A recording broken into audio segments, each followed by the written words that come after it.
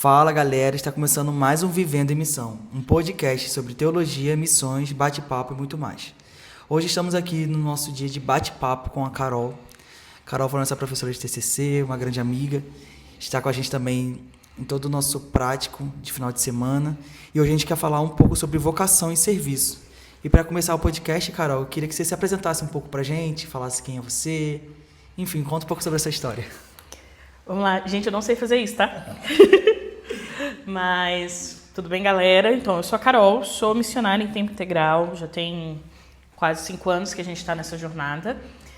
Hoje eu atuo de forma integral na igreja aqui na Alcance, em Campina Grande do Sul, mas, recentemente, ainda esse ano, eu estava atuando na Missão Mais, ali em apoio à Igreja Sofredora, então já atuei com mobilização, com trabalho com refugiados e tenho sido desenvolvida em Deus dentro da vocação e no serviço ao Reino de Deus. E falando sobre a margem, que você abriu esse parêntese, a Carol também deu aula pra gente sobre TCC, enfim, né? Praticamente a gente ficou o ano inteiro com a Carol na Mais. Eu queria que você começasse a falar um pouco como é que foi. Você também já foi ex-aluna da Mais.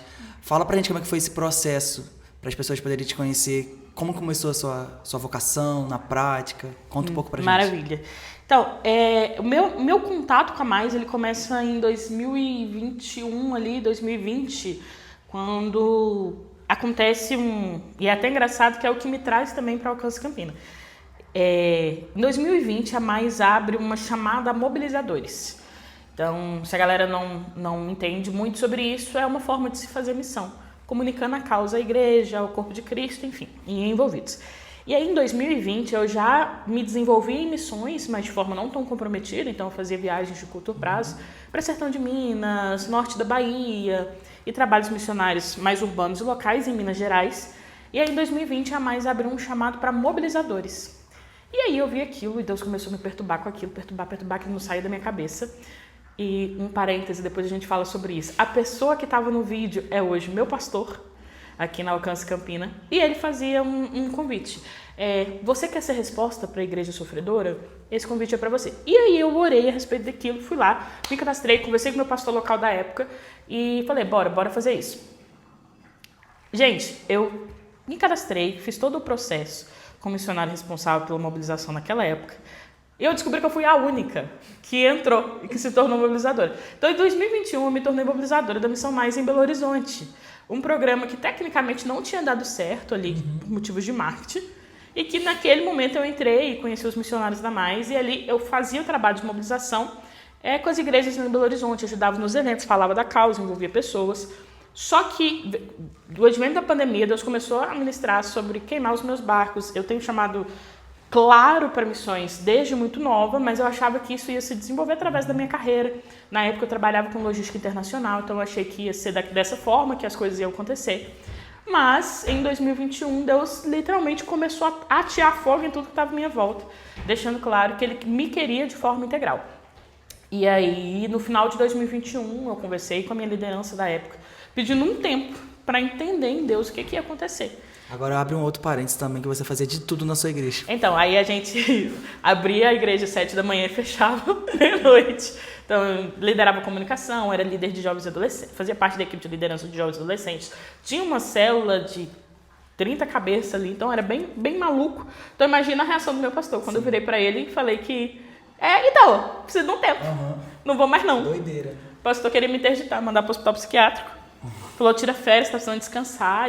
Mas eu tinha muita ciência de que Deus não estava me pedindo aquilo. E foi daí que a gente começou a entender mais sobre vocação. Que não era porque meu serviço era importante, que era aquilo que eu estava vocacionada a fazer. E foi importante até aquele momento, mas agora Deus queria me direcionar a um lugar mais específico. E aí, logo após a conversa com o meu pastor, entregando tudo aquilo, e não foi fácil, não foi romântico, não foi simples, eu recebi uma mensagem de um missionário da Missão Mais que eu já trabalhava com ele fazendo mobilização, falando, Carol, você está acompanhando a questão do Talibã, a gente vai receber os refugiados do Afeganistão aqui na base da Missão Mais e a gente tem um convite para te fazer. A gente entende o teu direcionamento vocacional e a gente quer te convidar para fazer o CT e, no contraturno, ser professora voluntária das crianças afegãs, auxiliando a missionária aqui da Mais, com alfabetização infantil. Tu topa? Eu, oi? E aí eu fui orar, porque meus pais eram completamente contra. Eles eram a favor do Ministério Integral, desde que eu fizesse a minha carreira em paralelo. Não que eu largasse tudo, assim. E aí foram ali, acho que umas 3 semanas de oração, e meu pedido a Deus foi muito claro. Se é o Senhor vai falar com os meus pais. E aí, enfim, tem 5 anos que, como diz minha mãe, eu perdi o endereço de casa. Aí você começou a fazer o CT+, como aluna, e contraturno você também trabalhava. Isso, Como exato. é que foi essa experiência como aluna? Porque, teoricamente, você já servia muito a sua igreja local, você já trabalhava, você também já teve muitos contatos, muitos conhecimentos também. Mas como que foi esse período de CT, de estudo, conhecendo novas pessoas? Como que foi o processo? Bagunçador. Gente, se você queria ouvir uma versão romântica, volte 3 casas, não vai ser esse podcast. Eu fiquei bagunçada, tô bagunçada até hoje, nunca mais me organizei. Mas, gente, não teve, perdi meu rumo. Mas foi uma quebra de paradigmas, assim, por quê? Sempre fui apaixonada pela Bíblia, sempre fui apaixonada por Jesus, apaixonada pelo reino. Mas eu era uma religiosa e eu não sabia disso. E aí eu caí no CT, primeiro que me enfiaram num chalé com mais 7 meninas. Se isso não trata seu caráter, isso te enlouquece. Você só tem essas 2 opções. Então, ali deu já... porque eu tinha o meu jeito de fazer as coisas. E líder há muito tempo, eu já liderava, 5, 6 anos dentro da igreja, sempre liderando. Então agora eu não era líder de ninguém ali, eu estava na mesma. E aí pessoas de lugares diferentes, de pensamentos diferentes. Costumes diferentes. Formas de viver o evangelho diferentes. E aí, tudo isso, eu vivia isso metade do dia. E na outra metade eu estava numa sala cheia de crianças. O Ministério Infantil nunca foi meu forte. E eu estava numa sala cheia de crianças que só falavam Persidari. E o meu ponto de contato com elas era o inglês. E eu tinha que alfabetizá-las em português. Então tinha missionária que era pedagoga, que me orientava ali, mas mesmo assim, à noite o choro ele estava agendado, ele ia acontecer. Mas foi um tempo que Deus me resgatou de mim mesma, de viver uma religião e não um cristianismo propriamente dito.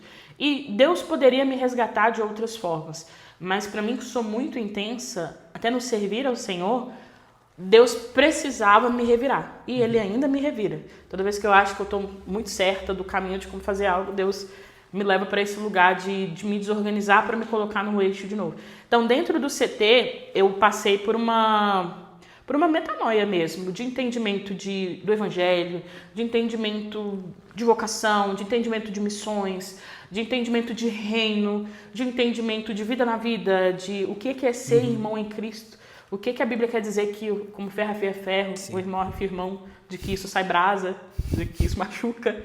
Então, e me descobri também em outras vertentes vocacionais.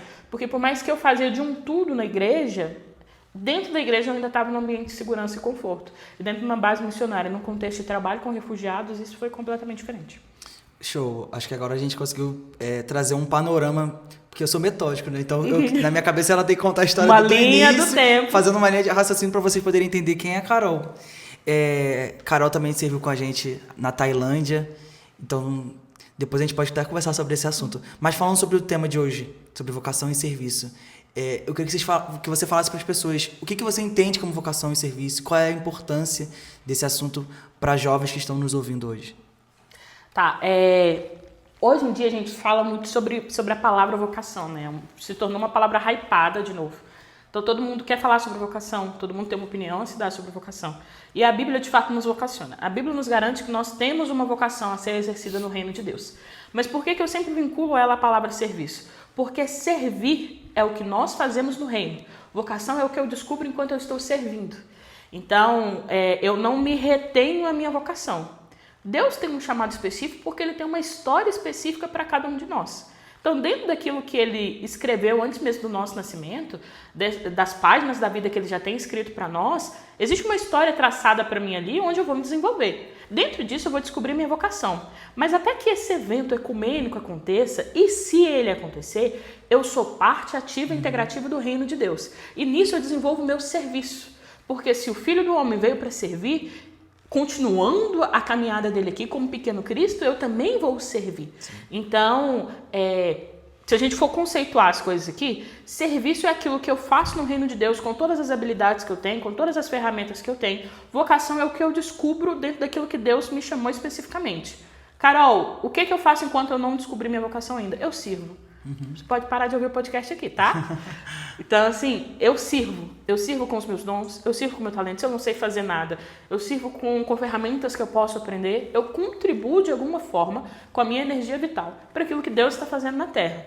Dentro dessa jornada, Deus me mostra naquilo que Ele me escolheu especificamente para fazer. E se Ele não me mostrar, dentro daquilo que eu sirvo, eu vou entendendo nele o que eu posso chamar de minha vocação. Sim. E o que isso tem a ver com a missão? Por exemplo, os jovens que estão nos ouvindo, que querem atuar como missionário, estão se preparando, ou pensam em construir algo dentro da missão também. Como que ele pode fazer, pensar para onde ele deve ir? O que você acha disso tudo? Voltando umas duas casas, a gente tem vocação específica e a gente tem vocação universal. Missões é uma vocação universal à Igreja de Cristo. Então, se por acaso na sua mente estava aquela ideia de mas eu não sou vocacionado a missões, se você é servo de Cristo, se você é filho de Deus, se você faz parte dessa família que nós chamamos de cristianismo, essa vocação está sobre você porque ela está sobre a igreja. Agora, se ela vai se manifestar de forma específica na sua vida ou não, isso você vai descobrindo enquanto você vive o evangelho, enquanto você vive o cristianismo. Mas eu quero descobrir, eu ainda não descobri, será que eu sou chamado de forma integral? Será que eu não sou chamado de forma integral? Será que eu tenho que me envolver em missões? Será que eu não tenho que me envolver em missões? Entenda o serviço do reino de Deus.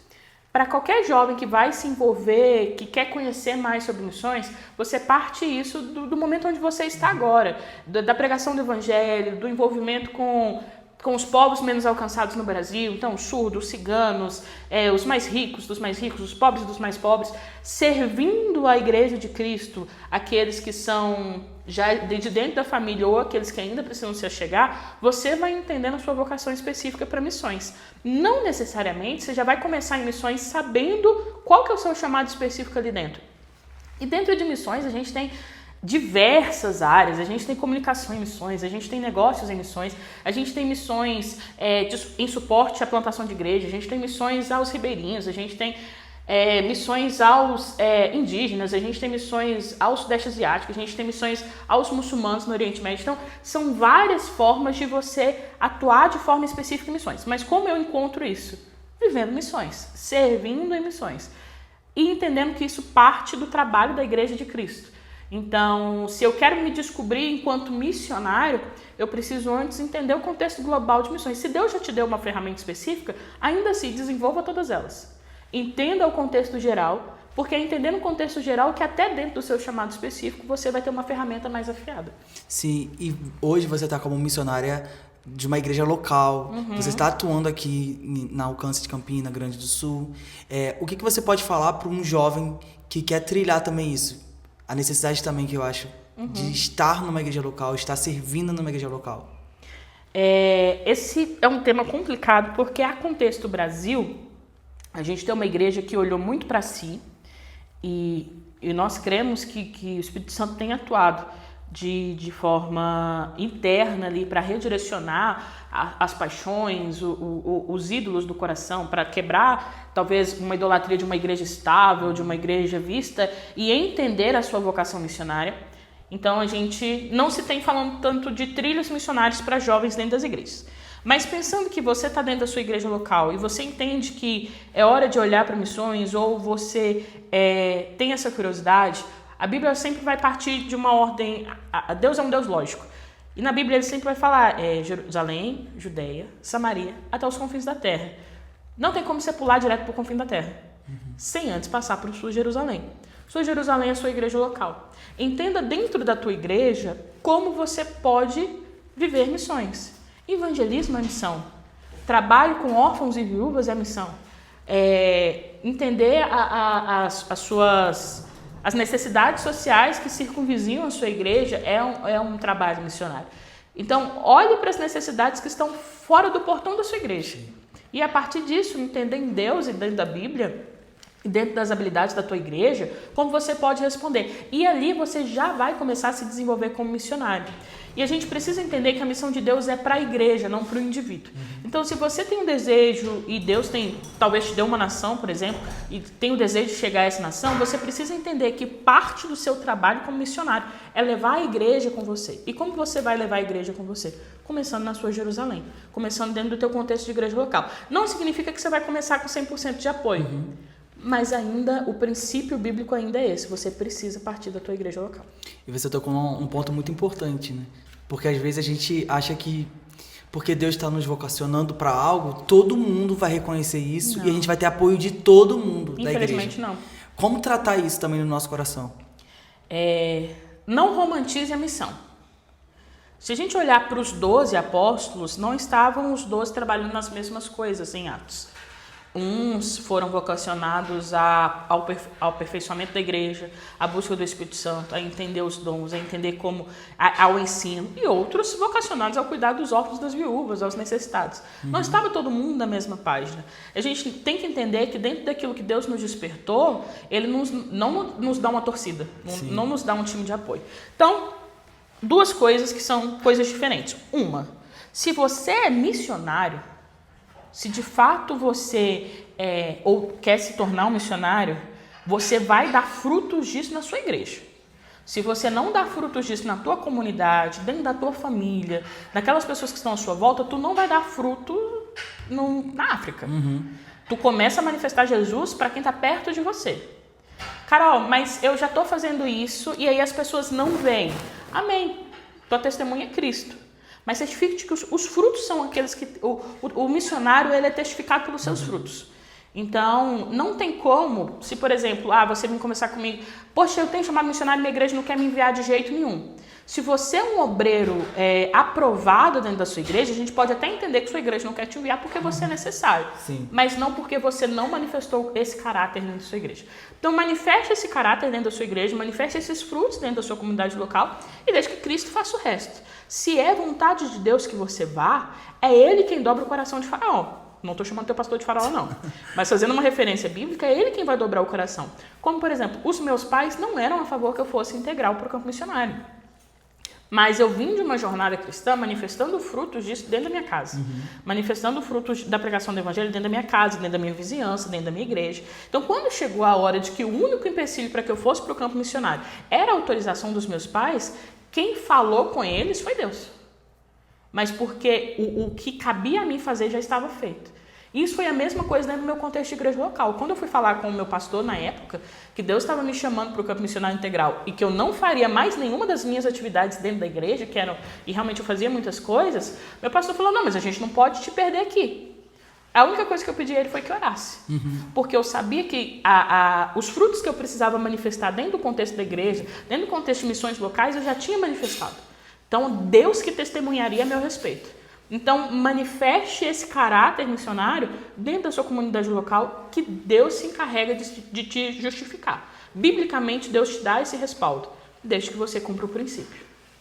Então, não tem como você querer talvez um respaldo da igreja, um apoio, e querer que Deus faça isso, sendo que você não plantou isso primeiro. A Bíblia, ela mantém os seus princípios. Semeie. Se você de fato semeou, deixa que Deus vai dar o crescimento. Sim. De alguma forma, Deus vai te desembocar lá.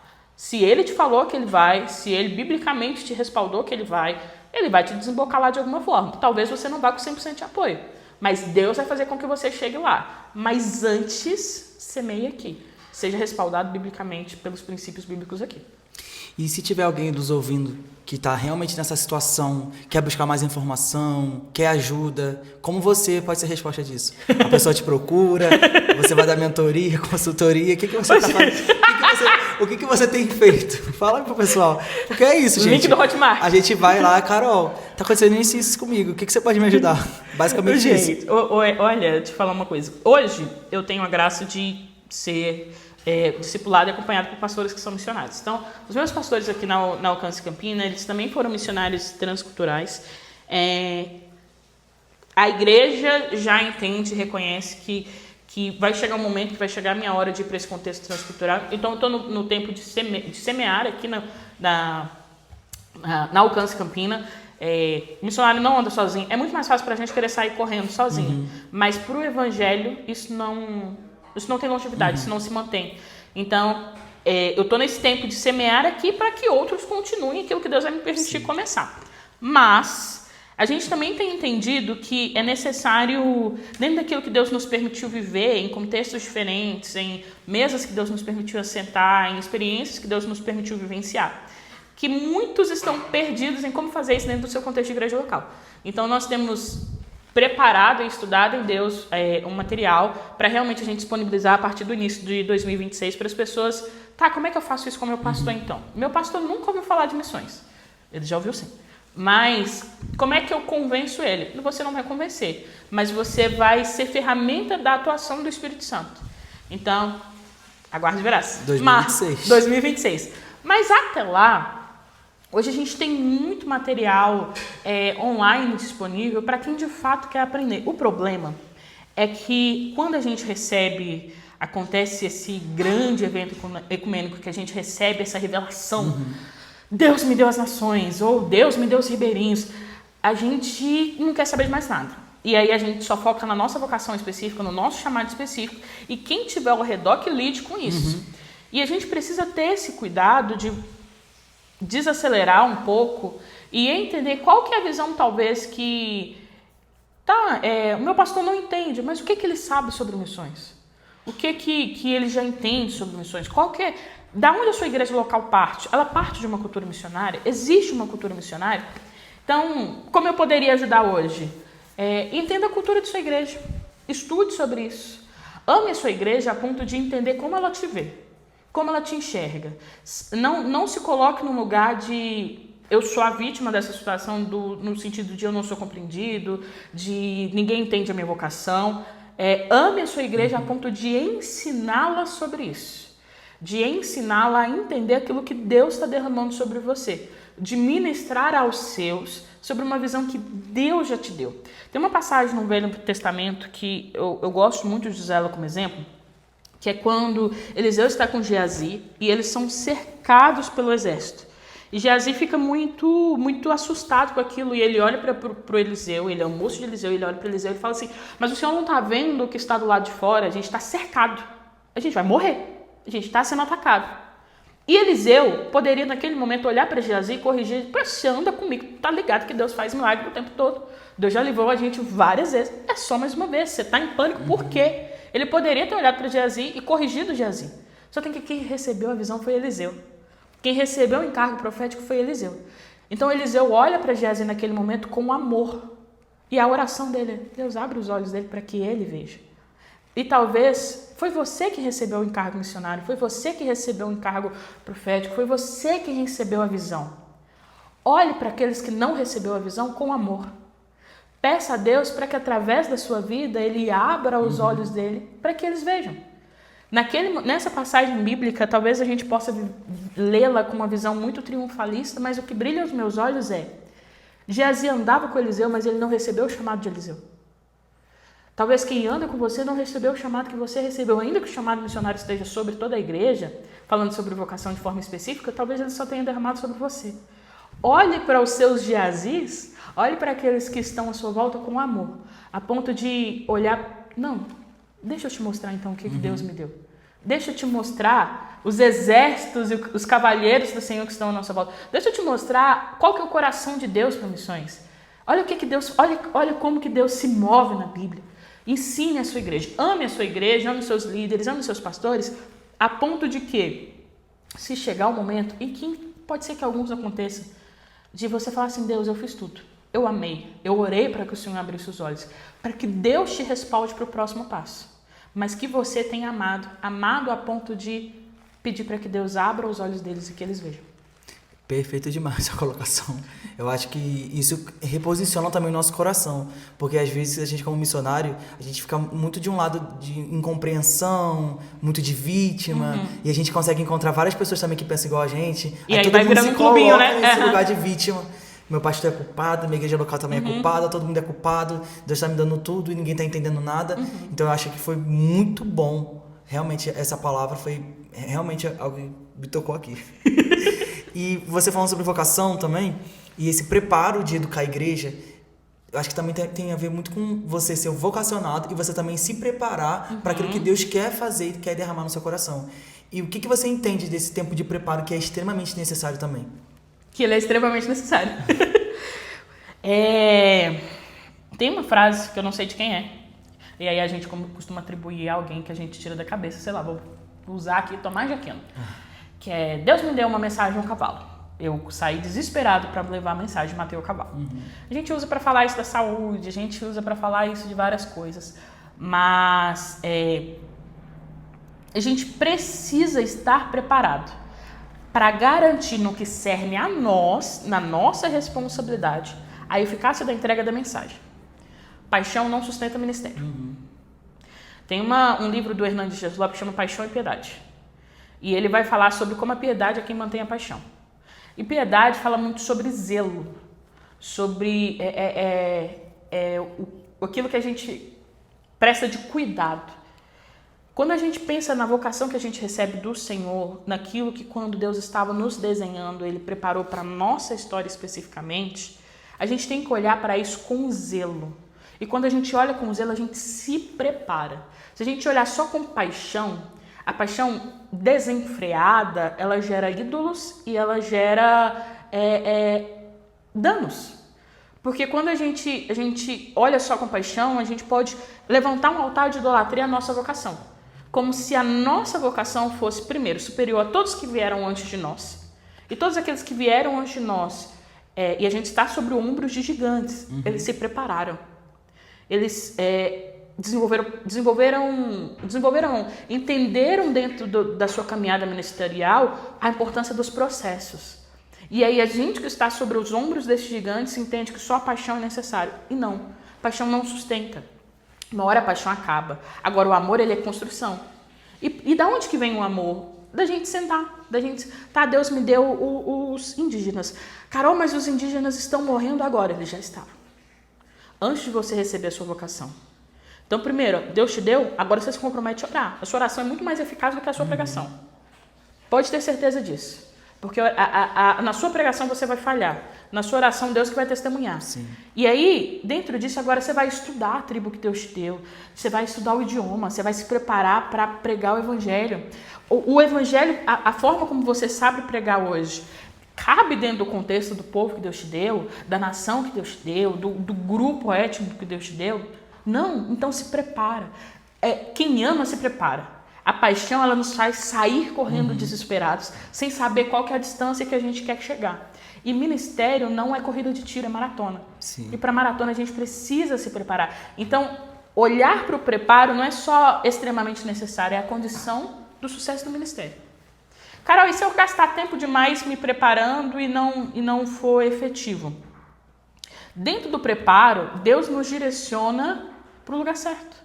Você tem que entender que dentro da tua vocação também Deus é soberano. Deus não te dá a vocação, te deu um conjunto de cartas, um monte de ficha e você vai gastar conforme. Não, Ele continua sendo soberano. Então é Ele quem vai te direcionar sobre os tempos. É Ele que vai estabelecer os próximos passos. Mas parte de nós o desejo de ter zelo sobre aquilo que Deus derramou sobre nós.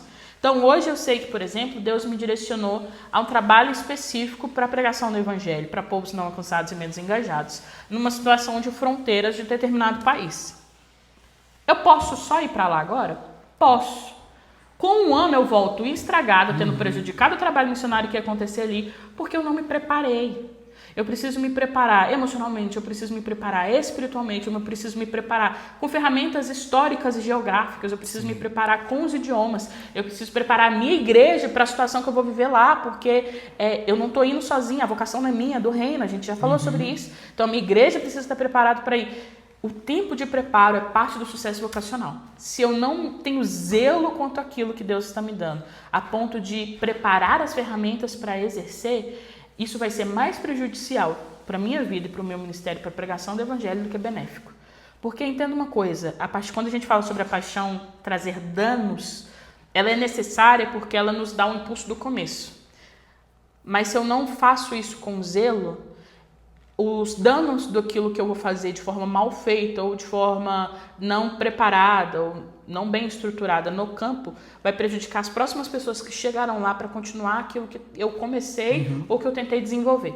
Mas quando eu faço isso com zelo, eu proporciono um caminho para que outras pessoas possam um dia subir nos meus ombros. Assim como hoje eu estou subindo no ombro de outras pessoas. Perfeito. E como última pergunta, eu queria que você desse um conselho prático para um jovem, se alguém te perguntasse que quer se aperfeiçoar naquilo que Deus entregou, que confiou, até na vocação específica, qual conselho você daria para esse jovem? É engraçado que tem muitas ferramentas práticas, mas ame ao Senhor mais do que sua vocação. Porque no último dia, dentro daquilo das nossas vidas, seja no último dia da sua vida ou quando Cristo voltar, o que vai estar em xeque diante do Senhor não é o que você fez, mas quem você foi diante dele. E talvez no auge das nossas paixões e da nossa necessidade de fazer, nós passamos a amar muito mais aquilo que nós fazemos para o Senhor do que o Senhor das nossas vidas. Então, se Deus te deu uma vocação hoje, o meu principal conselho, e é aquilo que eu tenho buscado fazer diante do Senhor, é então reveja o teu coração. O que aconteceu no seu coração quando Deus te deu essa vocação específica? O que aconteceu no seu coração quando você entendeu o seu chamado para missões? Se por acaso alguma coisa saiu fora do lugar, antes de você dar o próximo passo, ame ao Senhor. Antes de você decidir para onde você vai, ame ao Senhor. Antes de talvez você apontar todos os dedos para a tua igreja, e olha, eu te entendo. Eu sei o quão difícil é a gente ter a urgência missionária e olhar para a nossa igreja e a igreja não está entendendo aquilo. Mas é amando ao Senhor que você vai conseguir amar essa igreja. É amando ao Senhor que você vai conseguir amar os seus irmãos que ainda não entenderam. É amando ao Senhor que você vai amar Geazi. E é amando ao Senhor que você chega lá. Uau, é isso. Quero agradecer por esse momento. Para vocês que quiserem acompanhar a Carol, fala o teu Instagram, Carol. @ei Caroline Santos.